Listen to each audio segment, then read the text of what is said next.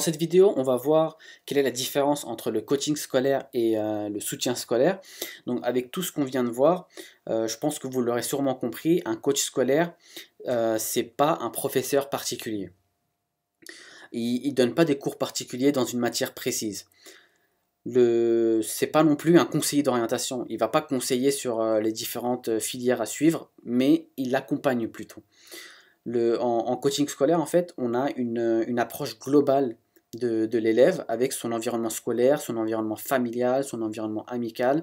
On prend vraiment en compte l'aspect psychologique de l'élève avec la découverte de ses ressources internes.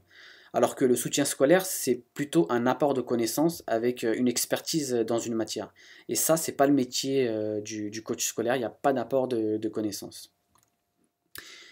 J'avais lu des études récentes sur les carences du système éducatif. Par exemple, 150 000 jeunes sortent de l'éducation nationale sans aucune qualification.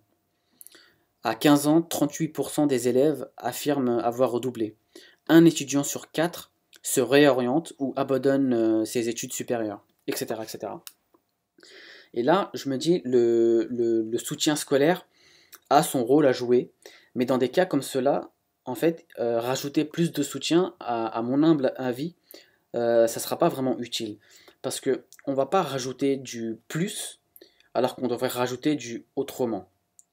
L'idée, c'est vraiment de prendre en compte d'autres variables pour aider les élèves à s'épanouir dans leurs études, trouver d'autres leviers de motivation, d'autres techniques d'apprentissage, etc., etc. Et c'est la raison pour laquelle un coaching sera toujours bénéfique pour l'élève, quelle que soit sa situation. Il y a une autre citation que j'aime beaucoup: on passe plus de temps à forcer les élèves à apprendre qu'à les motiver à apprendre. Encore une fois, là, tout est dit, pas besoin d'explication. Pour terminer, je voulais vous raconter l'histoire de Mike Melio. Il y a quelques années, il avait des problèmes financiers et son entreprise était en train de couler.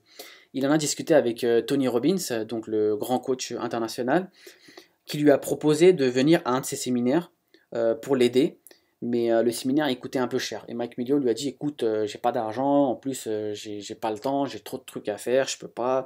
Et Tony Robbins lui a dit: écoute, tu fais comme tu peux, mais tu viens à ce séminaire.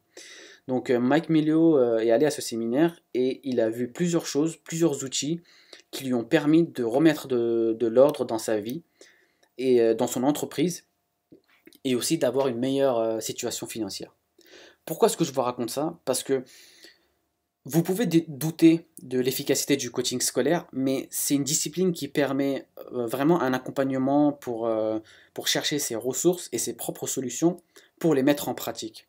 C'est une nouvelle manière de faire et d'agir qui implique que vous sortiez de votre zone de confort et que vous essayiez quelque chose de nouveau et d'innovant. Et peut-être, comme Mike Melio, vous pourrez obtenir d'excellents résultats. On en revient en fait à ce que je disais dans une vidéo précédente toujours sur Tony Robbins, quand il disait: si vous faites ce que vous avez toujours fait, vous obtiendrez ce que vous avez toujours obtenu.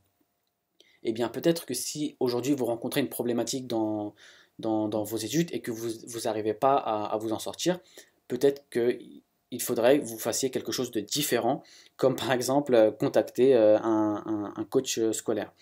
Vous pouvez rencontrer plusieurs difficultés dans votre scolarité et vous ne pouvez pas agir sur le système, mais vous pouvez agir sur votre approche.